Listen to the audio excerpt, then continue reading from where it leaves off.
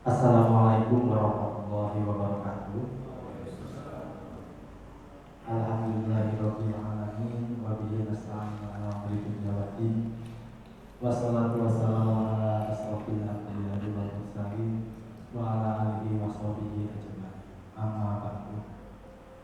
Pertama-tama mari kita sama-sama panjatkan puji dan syukur kita kehadirat Allah Subhanahu wa taala yang telah memberikan banyak sekali kenikmatan kepada kita semua. Nikmat iman, nikmat Islam, nikmat kesehatan, sehingga kita di hari Minggu, hari Ahad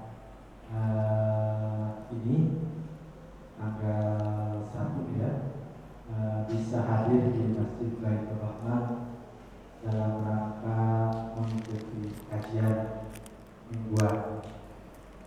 Salawat dan salam semoga tetap tercurah kepada baginda kita Rasulullah Muhammad Allahumma sholli wa sallim alaihi.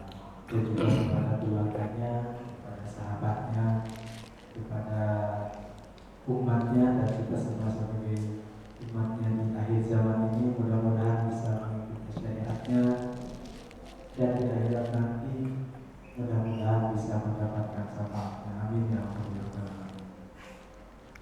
Berikutnya saya mengucapkan terima kasih kepada Bapak Ketua DKM dan juga semua panitia yang telah mempersiapkan acara ini, dan insya Allah akan segera dimulai.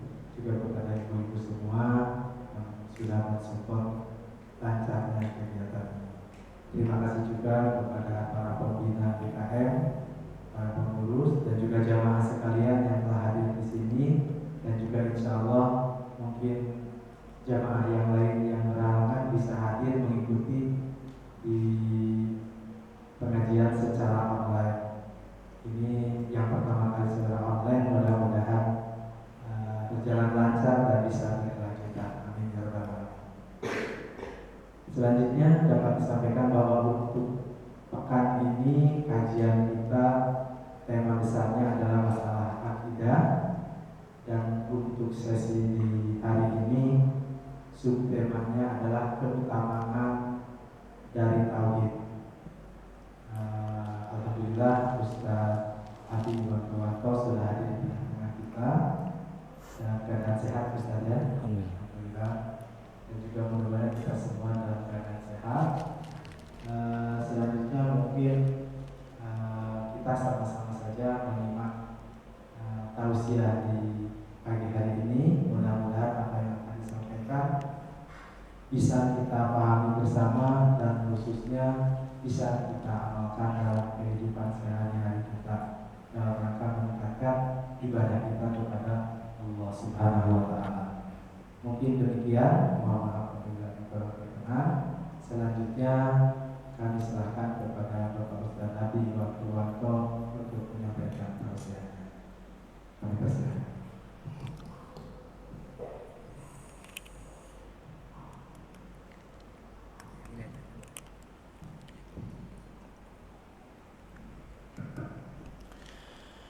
Bismillahirrahmanirrahim. Assalamualaikum warahmatullahi wabarakatuh.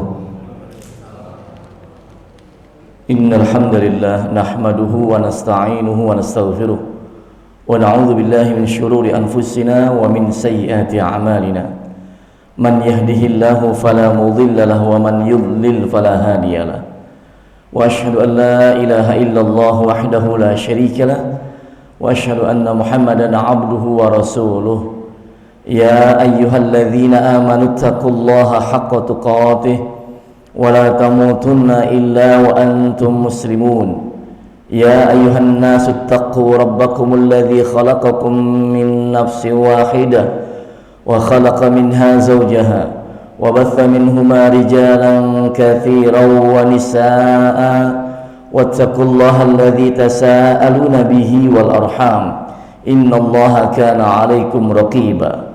Ya ayyuhalladzina amanu taqullaha wa qulu qawlan sadida yuslih lakum a'malakum wa yaghfir lakum dhunubakum wa man yuti'illaha wa rasulahu faqad faza fawzan 'azima. Allahumma salli wa sallim wa barik ala nabiyyina Muhammadin wa ala alihi wa ashabihi wa tabi'in wa tabi'i tabi'in wa man tabi'ahum bi ihsanin ila yaumiddin. Ma'asyiral muslimin wal muslimat, jamaah salat subuh Masjid Baitur Rahman Fiskani, sesuai dengan namanya Baitur Rahman, rumah dari kasih sayang. Mudah-mudahan kita semua yang hadir di kesempatan subuh kali ini menjadi orang-orang pilihan Allah yang mendapatkan kasih sayangnya, sehingga dengan begitu kita bisa dengan mudah meniti kehidupan di alam dunia yang fana ini, dan kelak akan diselamatkan oleh Allah Ta'ala di alam kubur dan di negeri akhirat. Amin ya rabbal alamin. Salawat dan salam semoga selalu tercurah kepada penutup para nabi dan rasul, insan paling bertakwa, paling mulia akhlaknya, paling luhur budi pekertinya, paling sakinah keluarganya, paling damai hatinya, paling lurus pengamalan agamanya, Nabi kita Muhammad sallallahu alaihi wasallam. Begitupun kepada segenap keluarga beliau tercinta, para sahabatnya, tabi'in, atba'u tabi'in, serta kita sebagai umatnya di akhir zaman ini. Mudah-mudahan selalu istiqamah di atas ajaran dan sunnah beliau hingga ajal menutup mata kita. Amin ya rabbal alamin. Bapak ibu jamaah yang dimuliakan Allah, Rasulullah sallallahu alaihi wasallam pernah menceritakan sebuah kejadian luar biasa yang terjadi di zaman dahulu, bahwa ketika itu ada seseorang yang masuk surga gara-gara seekor lalat. Lalu ada juga satu orang yang lain yang masuk neraka juga gara-gara seekor lalat. Para sahabat pun bertanya, wa kaifa dzalika ya Rasulullah? Bagaimana hal tersebut bisa terjadi ya Rasulullah? Hanya dengan seekor lalat seseorang bisa masuk surga, sekaligus orang yang lain bisa masuk ke dalam neraka. Maka beliau pun menuturkan bahwa ada dua orang manusia yang berjalan melewati suatu kaum yang menyembah berhala. Lalu tidak boleh orang-orang melewati tempat tersebut kecuali dengan terlebih dahulu mempersembahkan sesuatu, ya kalau bahasa kita sebagai sesajen, ya. Untuk apa? Untuk berhala mereka tadi. Lewat dua orang ini di kaum yang tadi itu. Kemudian ketika lewat dicegat, nggak boleh melanjutkan perjalanan sebelum ya memenuhi permintaan mereka. Maka berkatalah pemimpin kaum tadi, kalian mau lewat boleh, tapi persembahkanlah sesuatu untuk berhala kami, untuk Tuhan kami. Maka orang tadi berkata, saya tidak punya apapun untuk saya kurbankan. Kambing nggak bawa, unta nggak bawa, nggak punya apapun untuk saya persembahkan. Maka pemimpin kaum itu berkata, kalau begitu sembahkan persembahan kepada dewa kami meskipun dengan seekor lalat. Yang penting apa? Ngasih kurban, sesajen buat berhala mereka. Maka ia pun mempersembahkan untuknya seekor lalat. Ditangkap lalat, kemudian dibunuhnya, kemudian dipersembahkan kepada dewa tadi. Maka orang yang pertama ini diperbolehkan untuk meneruskan perjalanannya, tapi dia masuk neraka. Kenapa masuk neraka? Karena mempersembahkan sesuatu buat selain Allah, meskipun dengan seekor lalat. Lalu yang satu lagi disuruh persembahkanlah sesuatu untuk dewa kami. Tapi yang kedua ini beda. Dia menjawab, aku tidak akan mempersembahkan sesuatu apapun untuk selain Allah. Jadi dia nggak mau, meskipun hanya seekor lalat, nggak mau berkurban untuk selain Allah. Maka apa yang terjadi? Orang yang kedua ini dipenggal lehernya, meninggal dunia, ya, tapi dia masuk ke dalam surga. Masya Allah.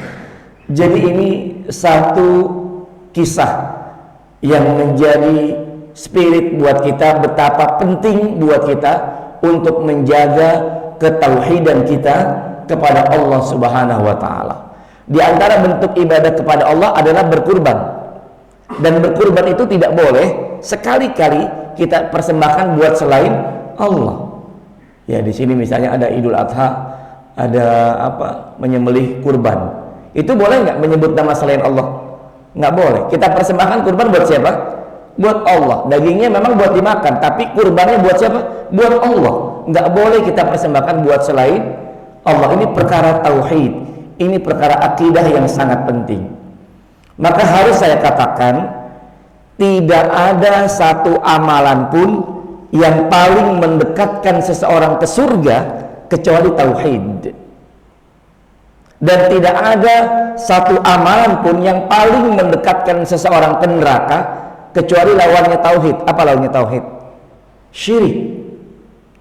Jadi ibadah kita boleh berbagai macam, tapi perkara tauhid tak boleh ditinggalkan. Ini sangat penting terjadi.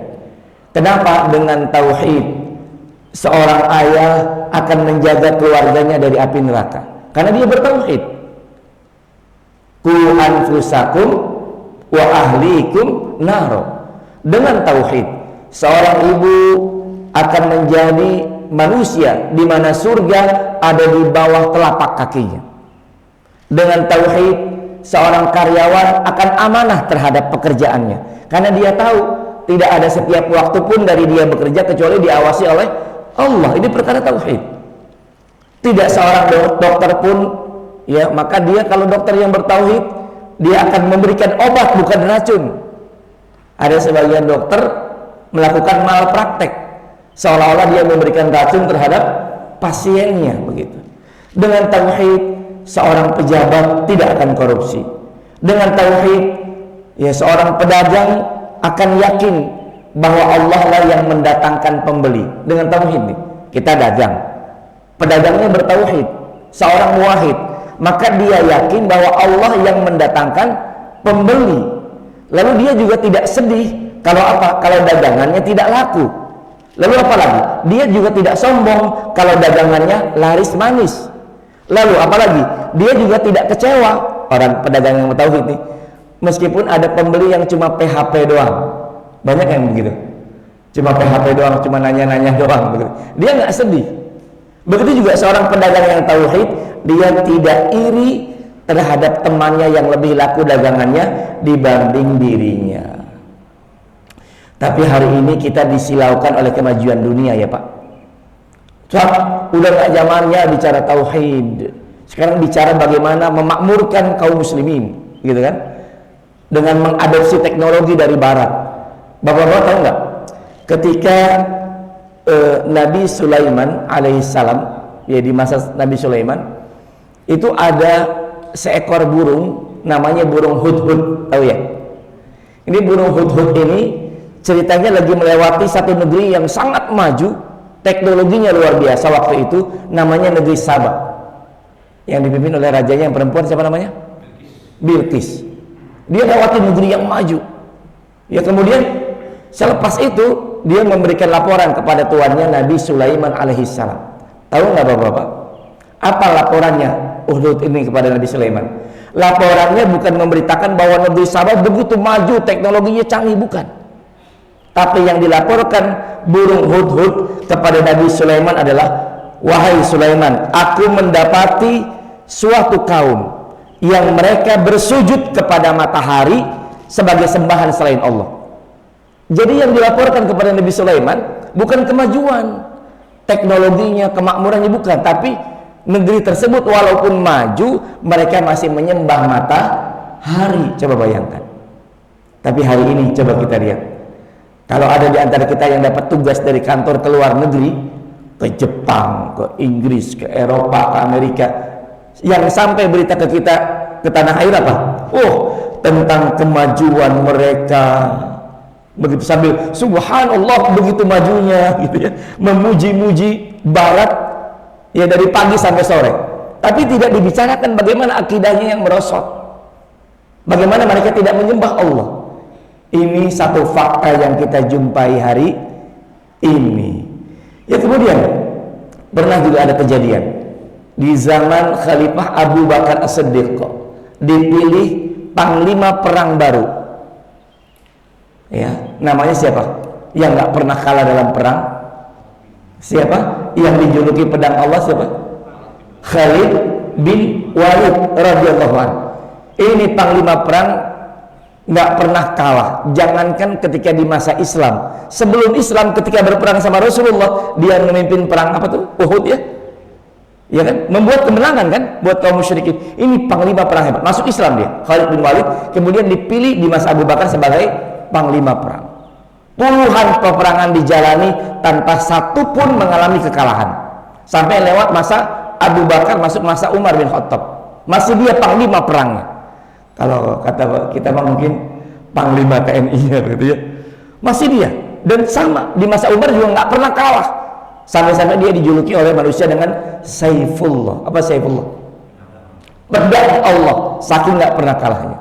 Tapi tahu nggak hadirin semua, bahwa di masa Umar ternyata di pertengahan, di awal-awal masa Umar, ya Khalid bin Walid ketika kaum muslimin hendak melakukan penyerbuan ke daerah Romawi, tiba-tiba saja Khalifah Amirul Mukminin, presiden ketika itu ya Umar bin Khattab, memberhentikan, memecat dengan hormat Khalid bin Walid. Dipecat.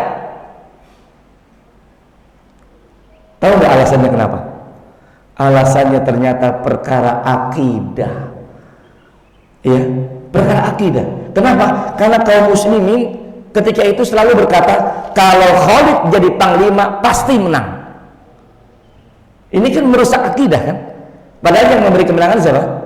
Allah Subhanahu wa taala. Ya, betapa dahsyatnya akidah kaum muslimin ketika itu. Presiden waktu itu sampai berani memecat seorang panglima yang nggak pernah kalah. Sehingga cita-cita Khalid bin Walid untuk syahid di medan peperangan pupus sudah. Dia menjalani berbagai peperangan dengan dahsyat dan selalu menang, tapi karena bercita-cita ingin mati syahid, tapi meninggalnya di mana Pak? Di atas tempat tidur. Ya, ini luar biasa. Bagaimana peranan presiden ketika itu menyelamatkan akidah umat. Satu lagi deh cerita, biar memotivasi kita betapa pentingnya perkara tauhid. Satu hari ada komplotan pencuri, ya, masuk ke dalam rumah lalu mencuri sebuah tas yang berisi uang yang begitu banyak. Tetapi di dalam tas itu, di luarnya ada tulisan begini Pak. Pemilik tas itu menuliskan kalimat begini, ya Allah, sesungguhnya aku titipkan harta ini kepadamu, maka jagalah ia dari pencuri. Tulisannya begitu. Udah didapat tas, lalu kepala pencuri tadi, si bos tadi, ya, membaca tulisan itu. Kaget dia. Tiba-tiba saja dia menyuruh anak buahnya, kembalikan tas ini kepada pemiliknya. Lalu tentu saja anak buahnya jadi kaget kan. Bos, kenapa? Ini hasil karya kita. Ini bisa membuat kita kaya. Kenapa engkau menyuruh mengembalikan ke tempatnya? Ya, bingung nih anak buah. Apa jawab bosnya? Luar biasa. Dia memang pencuri, pemimpin dari komplotan pencuri, tapi dia berkata, agar pemilik harta ini tidak berguncang keyakinannya kepada Allah. Karena kita ini cuma pencuri harta, bukan pencuri akidah. Allahu Akbar. Pencuri pun ternyata ngerti masalah akidah. Pentingnya untuk menjaga akidah manusia agar mereka semua menjadi selamat. Akan ada banyak kisah tentang betapa pentingnya tauhid. Maka pada kesempatan kali ini, mudah-mudahan nih bapak-bapak yang hadir di sini, yang saya tatap pada kesempatan kali ini, menjadi orang-orang yang sabar ya, mengikuti pembahasan tentang tauhid. Karena kalau ngaji akidah itu biasanya musuh utamanya satu, apa Pak? Tunuh. Apa tunuh? Ngantuk. Karena kita bicara teori-teori akidah, ya. Tapi mudah-mudahan kita semua diberikan kekuatan, minimalnya tetap hadir di majelis ilmu ini, kita selesaikan bab akidah tentang masalah tauhid. Dan mudah-mudahan semuanya hadir di sini menjadi hamba-hamba Allah yang bertauhid. Amin ya rabbal alamin. Pekan depan, ya, bulan depan kita bahas akidah lagi. Kalau bisa ajak keluarga kita agar mereka punya kuat ya akidahnya, kuat keyakinannya, sehingga bisa hebat dalam meniti kehidupan di alam dunia ini. Baik, kita mulai saja. Slide yang sudah Anda siapkan dirincikan dari beberapa kitab akidah. Nanti juga PDF-nya setelah selesai bab akidah ini, PDF-nya kan ada, nanti saya share ke Ustadz ya, Ustadz Rifai, untuk dibagikan kepada jemaah semua. Tapi syaratnya selesaikan dulu. Anggap aja itu sebagai ijazah bahwa bapak-bapak sudah menyelesaikan bab akidah bersama kami, seperti itu ya. Baik, kita mulai. Bismillah. A'udzu billahi minasy syaithanir rajim. Bismillahirrahmanirrahim.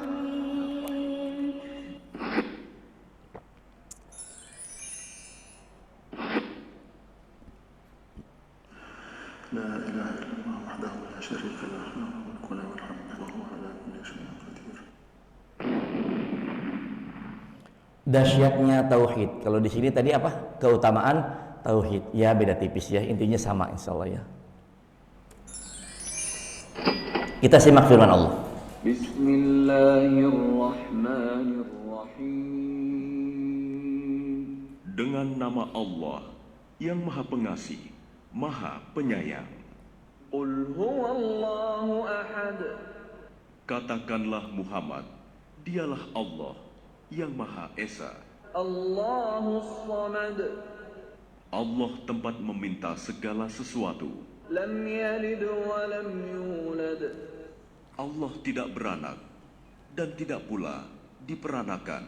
Wa lam yakul lahu kufuwan ahad.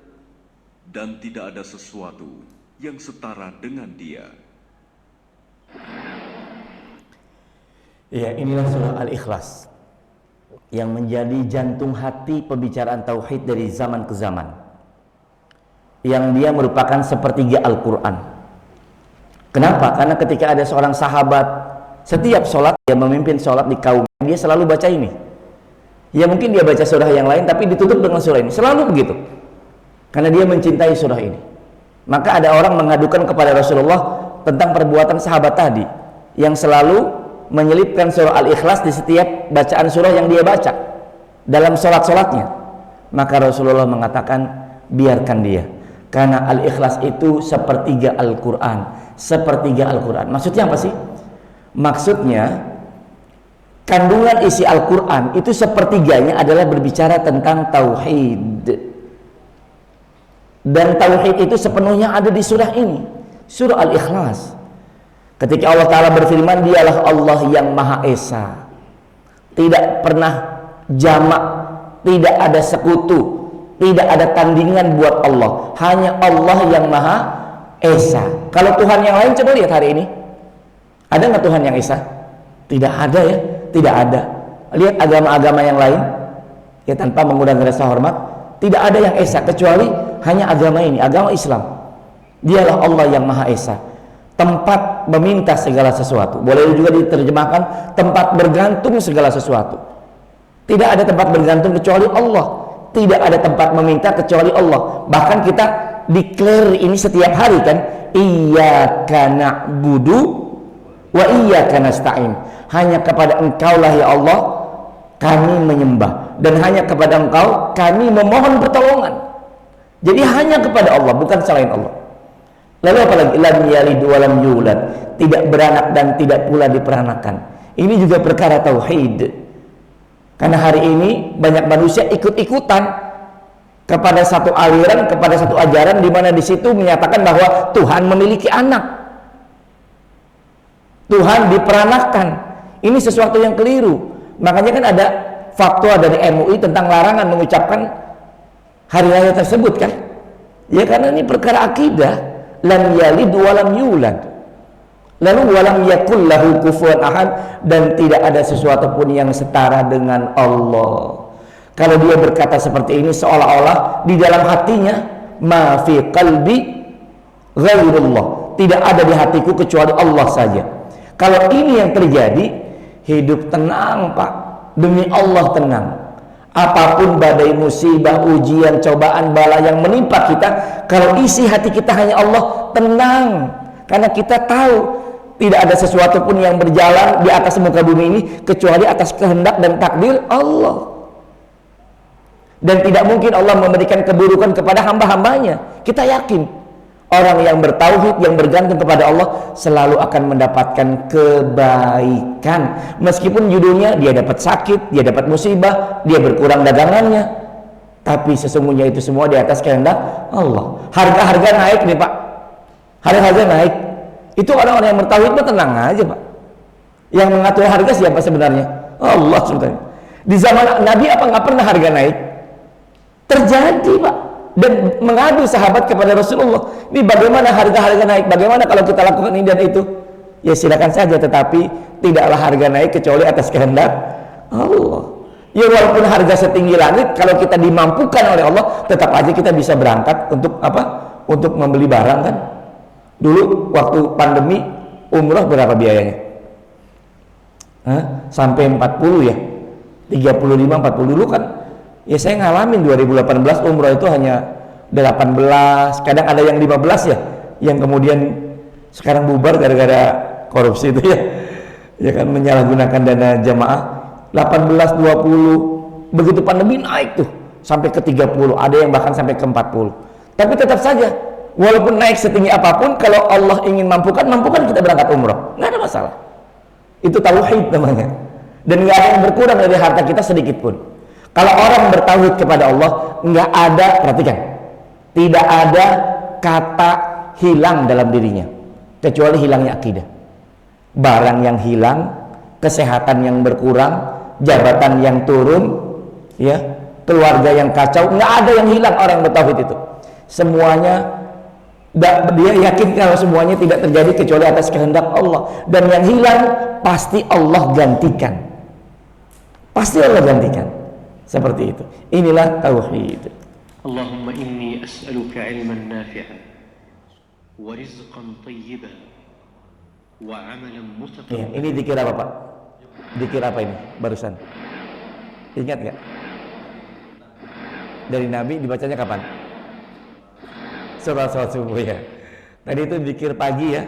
Allahumma inni as'aluka ilman nafi'an, lalu wa rizqan tayyiban wa amalan mutaqabbala. Ini harus kita baca setiap pagi selepas sholat subuh ya. Baik, ada pembahasan tauhid yang harus kita selesaikan, dari pengertian tauhid, macam-macam tauhid, perkara rububiyah, uluhiyah, asma wa sifat, makna la ilaha illallah sebagai intisari dari tauhid, lalu manfaat tauhid, lalu buah manis dari tauhid. Kita akan selesaikan satu persatu. Tidak apa-apa kalau tidak selesai di pertemuan kali ini, nggak usah buru-buru ya, nanti kita lanjutkanlah di bulan depan. Kalau saya boleh usul, pekan kedua kita jangan bahas akidah lagi, tapi bahas perkara fikih ya, karena fikih itu darurat sifatnya, supaya kita sholatnya bener ya, zikirnya tepat begitu ya. Kalau boleh nanti di pekan kedua kita alihkan ke tema fikih. Jadi khusus pekan pertama bahas akidah, pekan kedua kita bahas fikih atau bahas adab lah insyaallah. Pekan ketiga Ustadz Jamaluddin ya. Ya, beliau akan menyelesaikan kitab mungkin. Pekan keempat apa Pak? Ya, kita tahsin ya. Kalau pas tahsin biasanya sedikit ya. Kan khawatir disuruh baca Quran, padahal kagak ya kemarin ya. Kita fun insyaallah belajar tahsinnya insyaallah.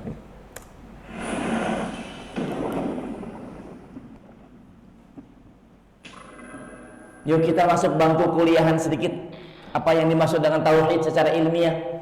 Secara bahasa tauhid berasal dari kata wahada yuwahidu tauhidan, artinya mengesahkan atau menunggalkan sesuatu. Seorang suami ya mentauhidkan istrinya dalam pengertian bahasa ya, artinya hanya istri dia itu satu-satunya, yaitu dia tidak poligami. Ya, itu juga secara bahasa disebut dengan tauhid.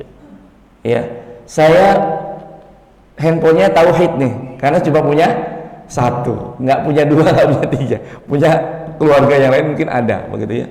Jadi secara bahasa ya Pak, secara bahasa mengesahkan, menunggalkan sesuatu.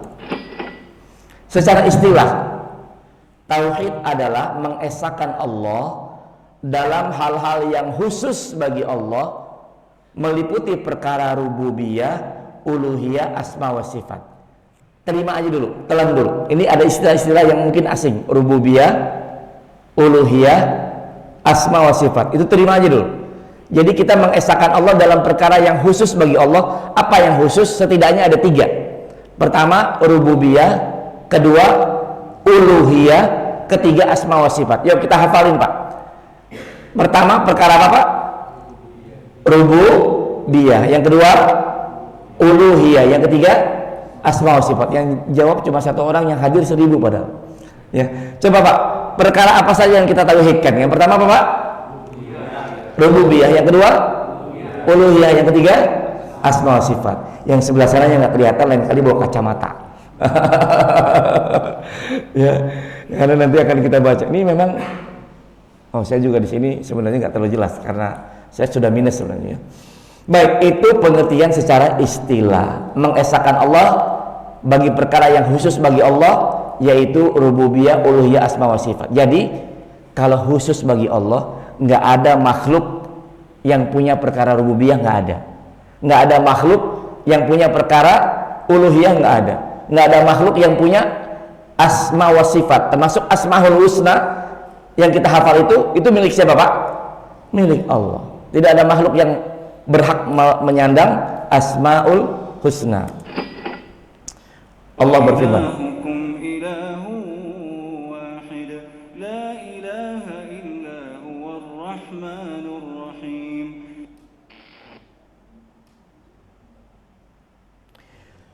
ini Al-Baqarah 163, sering dibaca sebagai zikir. Dan sembahanmu adalah sembahan yang Maha Esa. Allah itu Maha Esa. Jadi Allah yang bicara ke kita, sembahanmu itu, aku maksudnya Allah, adalah sembahan yang Maha Esa. Tidak ada yang berhak disembah melainkan Allah yang Maha Pemurah lagi Maha Penyayang. Ini merupakan pernyataan dari Allah Ta'ala bahwa Tuhan yang kita sembah setiap hari adalah Tuhan yang Maha Esa. Tidak ada sembahan selain Allah.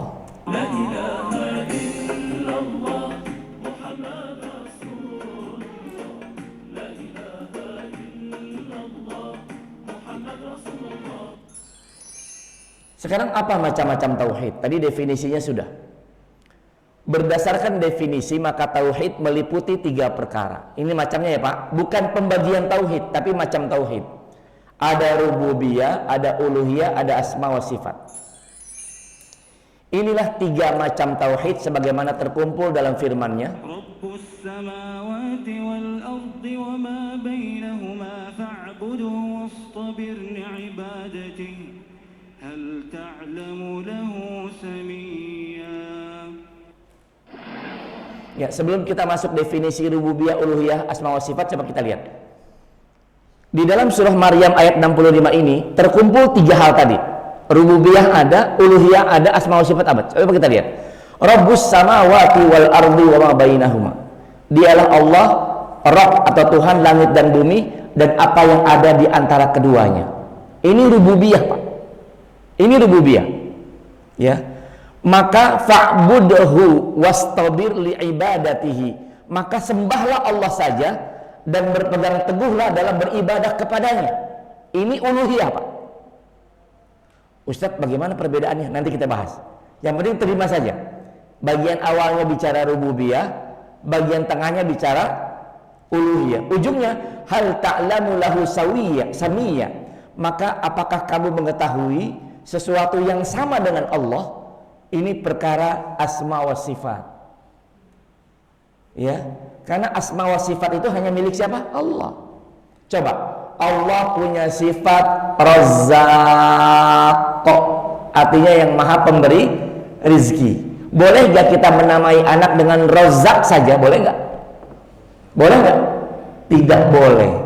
Kenapa? Karena Razzaq itu nama Allah. Yang tepat pakai apa? Pakai abdu di depannya, kan? Hamba dari Ar-Razzaq, dari yang maha pemberi rizki. Itu contohnya. Paham ya, Pak? Jadi itulah asma wa sifat hanya milik Allah saja. Maka siapa di sini yang suka manggil temannya, Razzaq sini loh. Itu kagak sopan ya.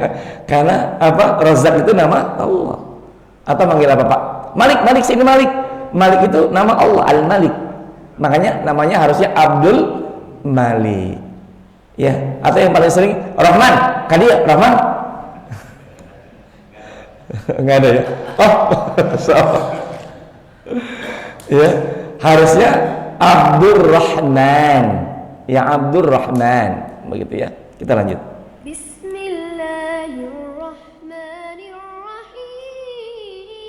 Ya, satu lagi sebelum kita selesaikan, karena kita sebentar lagi syuruk ya, biar nggak bosan. Kalau syuruknya jam 5.37 ya jam segitu kita berhenti, supaya nggak capek juga, nggak usah dipaksain sampai jam 6 ya, nggak usah. Apalagi tuh di belakang bapak-bapak sudah ada sesuatu yang menggugah keimanan gitu ya. Masya Allah, yang bikin saya dari tadi nggak fokus gitu ya, ibu-ibu bolak-balik siapin itu ya. Kita lihat tauhid rububiyah. Ya, kita belajar, kita tamatkan ini tauhid rububiyah itu apa sih? Keyakinan yang pasti bahwa Allah Ta'ala merupakan satu-satunya pencipta, pemberi rizki, yang menghidupkan dan mematikan, serta mengatur dan mengurus semua urusan makhluknya tanpa ada sekutu baginya. Bisa juga dikatakan bahwa tauhid rububiyah adalah mengesahkan Allah dalam hal perbuatan Allah kepada hamba. Perbuatan Allah kepada hamba apa? Mencipta, memberi rizki, menghidupkan, mematikan, mengatur seluruh alam. Itu perbuatan Allah kepada hamba. Kita esahkan bahwa itu semua adalah milik Allah dan tidak dilakukan oleh selainnya. Yang bisa mencipta siapa? Nggak ada kecuali Allah. Yang bisa memberi rezeki siapa? Nggak ada kecuali Allah. Itu tauhid rububiyah namanya. Semua perbuatan Allah kita esahkan. Ya, itu tauhid rububiyah. Nah, beda dengan tauhid uluhiyah. Ini saya kasih gambaran sedikit. Kalau tauhid uluhiyah dibalik. Coba lihat nih yang bagian bawah. Tauhid rububiyah itu kan mengesahkan Allah dalam perbuatan Allah kepada hamba. Tauhid uluhiyah dibalik, Pak. Mengesahkan Allah dalam perbuatan hamba kepada Allah. Apa perbuatan hamba kepada Allah? Puasa. Apalagi? Sholat, zakat. Intinya ibadah. Nah, ibadah itu harus esa hanya untuk Allah. Itu tauhid uluhiyah. Paham perbedaannya ya Pak ya? Kalau rububiyah dari atas ke bawah, kalau uluhiyah dari bawah ke atas. Nanti kita bahas di kesempatan yang akan datang tentang tauhid uluhiyah.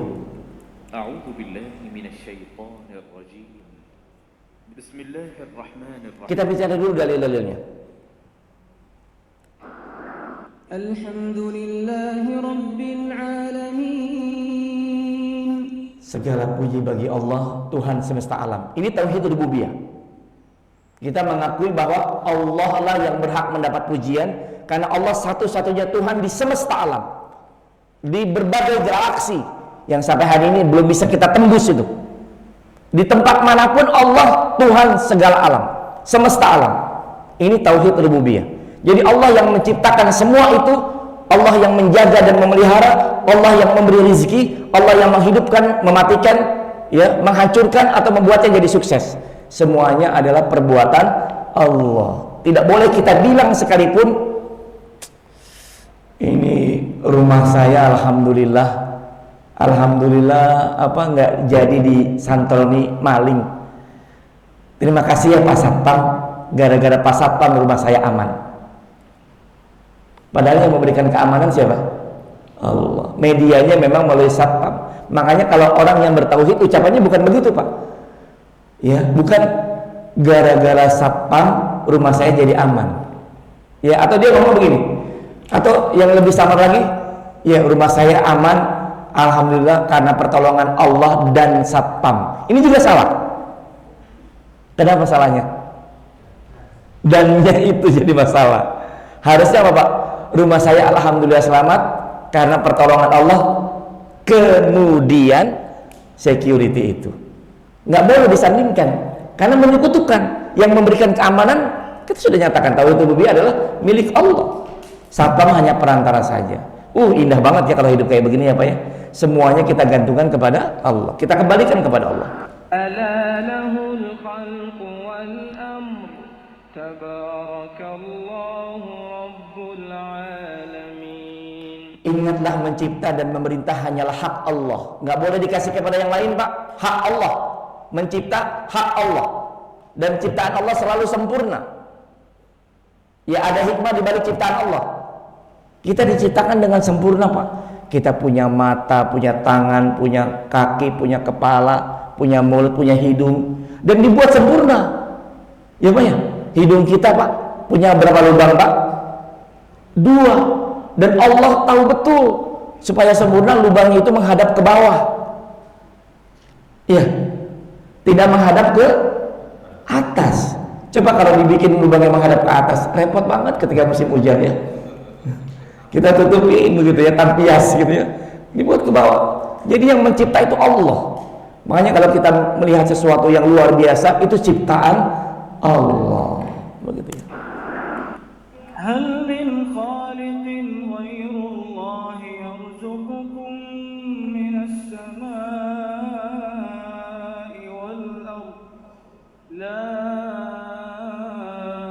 إله إلا هو فأنا تؤفكون. Adakah pencipta selain Allah yang dapat memberikan rezeki kepadamu dari langit dan bumi? Tidak ada yang berhak disembah melainkan Dia. Maka mengapa kamu berpaling dari tauhid? Jadi yang memberikan rezeki adalah Allah. Ya, tidak ada selain Allah. Maka sembahlah Allah saja, jangan selain Allah. Satu lagi terakhir.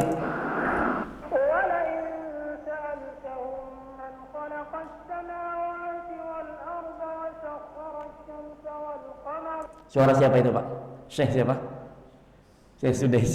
Saya variasiin berbagai syekh. Saya sengaja koleksi di sini ya. Coba lihat pertanyaan Allah dalam Al-Qur'an. Ya, pernyataan Allah dalam Al-Quran dalam surah Al-Kabut ayat 61, ada di ayat yang lain juga sebenarnya. Wala in sa'altahum man khalaqas samawati wal ard. Kalau kamu bertanya kepada mereka, siapa mereka di sini? Orang-orang Quraisy. Ya, musyrikin Quraisy. Abu Jahal, Abu Lahab termasuk. Kalau kamu tanya kepada Abu Lahab, Abu Jahal, siapa yang menciptakan langit dan bumi dan menundukkan matahari dan bulan? Apa jawabnya? La yaqulunallah. Mereka pasti menjawab Allah. Abu Jahal kalau ditanya siapa yang menciptakan langit dan bumi, jawabannya apa? Allah. Musyrikin jawabannya Allah. Ya. Tapi mengapa mereka tidak disebut Islam? Ayo, ada yang tahu jawabannya? Ada yang tahu jawabannya? Kalau ditanya siapa yang menciptakan langit dan bumi, Abu Jahal jawabannya sama dengan kita, Allah. Tapi kenapa mereka disebut kafir? Kenapa, Pak? Karena itu masalahnya. Ketika dia meletakkan Allah sebagai Tuhan, tapi ketika menyembahnya, uluhiyatnya, dia menduakan Allah. Ya, karena itulah Abu Jahal nggak mau mengucapin la ilaha illallah. Kalau pakai terjemahan kita hari ini, tidak ada Tuhan selain Allah. Harusnya Abu Jahal nggak ada masalah dong ucapin itu. Kenapa? Ini ayat ini menyatakan kalau ditanya pencipta langit dan bumi siapa? Allah, mereka jawab. Tapi mengapa mereka tidak mengucapkan la ilaha illallah? Tahu kenapa? Karena la ilaha illallah terjemahannya tidak ada yang berhak disembah kecuali hanya Allah. Sementara Abu Jahal, Abu Lahab nggak mau tuh. Cuma menyembah Allah saja nggak mau. Mereka menyembah Allah juga menyembah Tuhan-Tuhan yang lain. Lata, Uzza, Manat. Paham ya, Pak? Jadi jangan kita salah menerjemahkan la ilaha illallah. Hari ini orang salah menerjemahkan. Tidak ada Tuhan selain Allah. Ilahun di situ itu ya uluhiyah bukan rububiyah. Seperti itu. Wallahu ta'ala a'lam bishawab. Baik, kita lanjut saja insyaallah di pertemuan yang akan datang bab akidah ini. Perlahan-lahan mudah-mudahan bisa kita selesaikan dengan baik. Amin ya rabbal alamin. Baik, mungkin tidak ada rasanya kalau kita langsung tutup. Barangkali ada jemaah di sini yang mau ngobrol atau menanyakan sesuatu terkait materi kita, silakan. Ada pertanyaan, silakan. Kalau ada. Ya, silakan, Pak.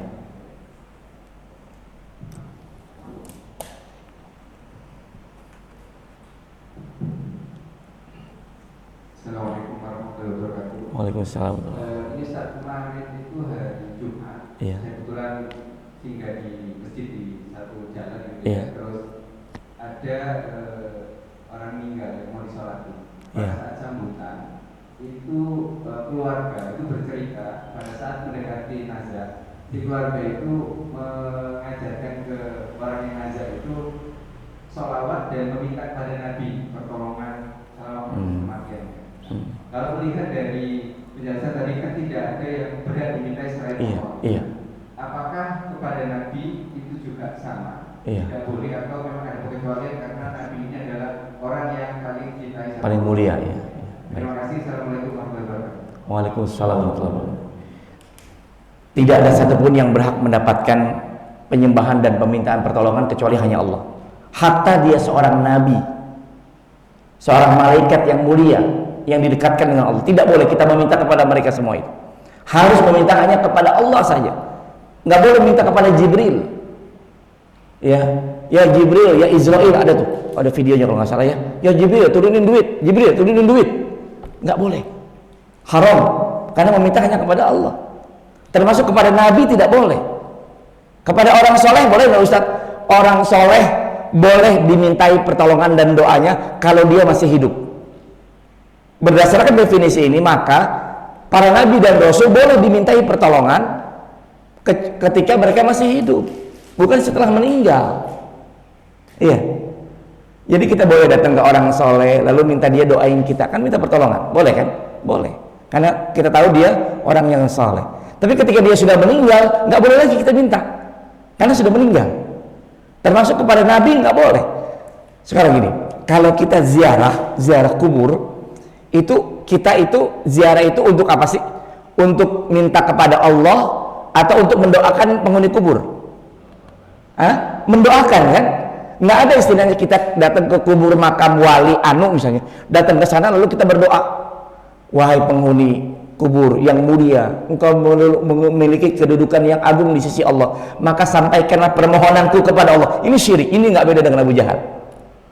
Kita datang ke kuburan para wali dalam rangka ziarah, nggak dilarang, boleh. Ziarah itu boleh, sunnah.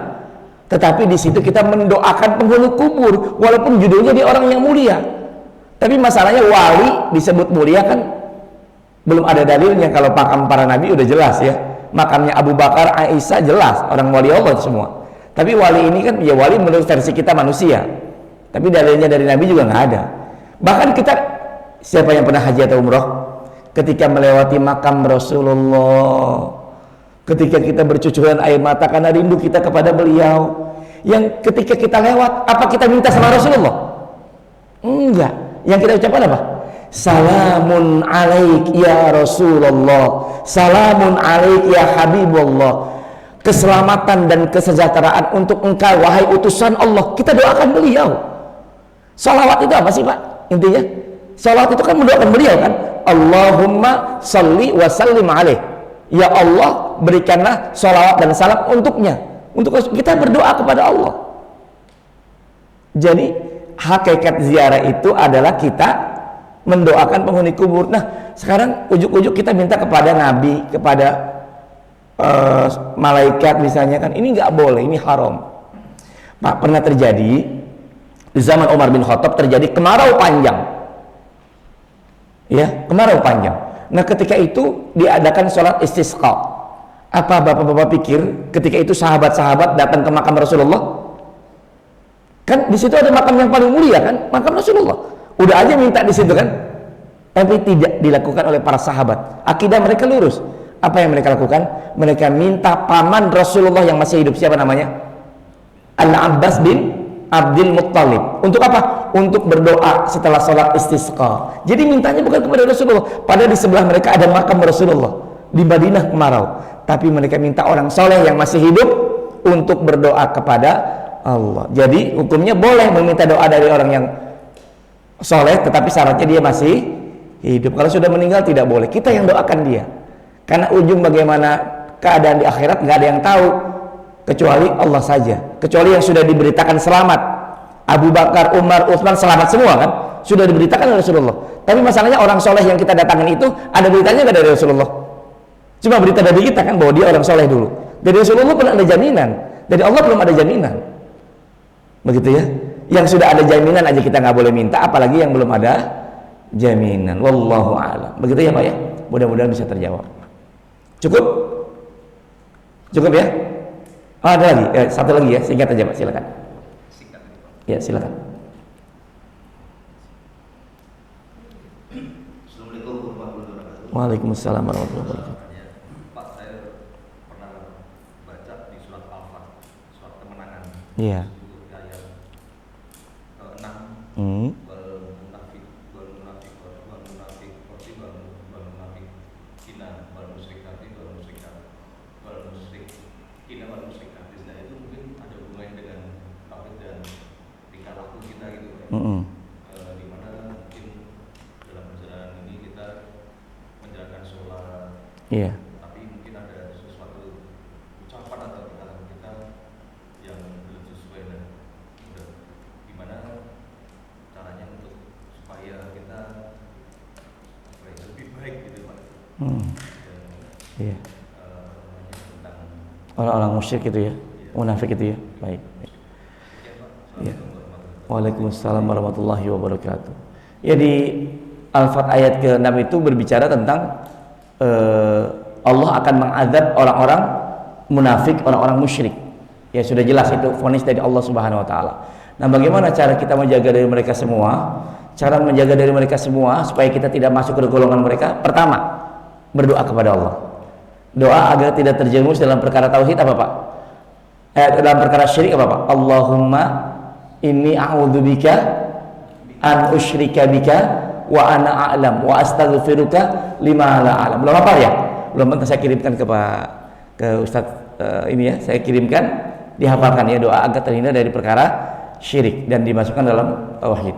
Yang kedua Pak, yang paling penting adalah kita mengilmui tauhid kita. Makanya belajar ini menyelamatkan kita insya Allah. Kita jadi tahu mana jalan-jalan yang mengantarkan kepada tauhid, mana jalan-jalan yang mengantarkan kepada syirik. Selamat kita semua. Dan tugas kita nih bapak-bapak nyelamatin diri dan keluarga kan. Makanya wajib buat bapak ngaji tauhid. Karena ayatnya jelas, qu anfusakum wa ahlikum nar, ada di pundak kita loh Pak. Jagalah dirimu dan keluargamu dari api neraka. Makanya belajar tauhid. Yang ketiga, ini perkara yang nggak kalah penting lagi. Kita jaga komunitas pergaulan. Ya, kalau di luar mungkin kita mau amalah dengan siapapun, bisnis nggak dilarang Pak, dengan siapapun, hatta dengan orang yang non muslim sekalipun boleh. Ya, tetapi dalam urusan agama kita jaga komunitas yang baik-baik saja. Ini ngaji ini mengikat hati kita Pak. Makanya ini komunitas kita, ya, menjaga persaudaraan, ikatan kita di atas satu ya payung yang sama, yaitu tauhid kepada Allah. Apalagi setelah makan kita bergurau, ngobrol sambil makan Allah. Ini mengikat kita. Ini membuat kita nyaman Pak, berada di antara saudara-saudara kita. Dan nanti di akhirat ya akan terjadi, dia melihat, ada seseorang melihat sahabatnya sudah masuk ke dalam surga. Lalu di dalam surga sahabatnya itu melihat, mana sahabat yang dulu ngaji sama saya, kok dia nggak ada di surga? Ternyata ada di dalam neraka. Maka ketika itu dia diperkenankan untuk memberikan syafaat kepada sahabatnya tadi untuk masuk ke dalam surga. Sampai seperti itu Pak. Jadi teman-teman kita di sebelah kita ini semua akan memberikan syafaat insya Allah di yaumil qiyamah. Mudah-mudahan bermanfaat ya Bapak Ibu semua. Insya Allah kita lanjutkan di pertemuan yang akan datang. Semoga semua disehatkan oleh Allah Ta'ala di atas kebaikan dan tetap bisa beribadah kepada Allah dengan sebaik-baiknya ibadah.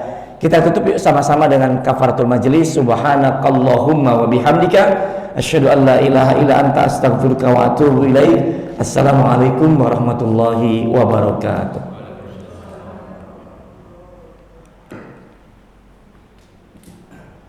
Alhamdulillahirabbil alamin. Tausiah kita di pekan ini selesai. Sekali lagi terima kasih Pak Abdi Wanto atas tausiahnya, juga Bapak dan Ibu sekalian. Mudah-mudahan apa yang disampaikan barusan mengenai tauhid rububiyah bisa kita pahami, bisa kita amalkan, dan juga pesan terakhir yang barusan bisa kita sampaikan ulang kepada anggota keluarga kita. Ternyata di pundak kita lah keselamatan tauhid ini dari istri dan anak cucu kita, mungkin nanti cucu ya, insya Allah. Nah, demikian saja. Sekali lagi terima kasih kepada seluruh panitia yang sudah mensupport acara ini. Alhamdulillahirabbil alamin. Mohon maaf apabila ada yang kurang berkenan. Mudah-mudahan Allah memberikan kepada kita kesehatan, kekuatan, dan kesempatan untuk menghadiri tausiah di minggu berikutnya. Demikian, billahi taufiq wal hidayah. Wassalamualaikum warahmatullahi wabarakatuh. Waalaikumsalam warahmatullahi wabarakatuh.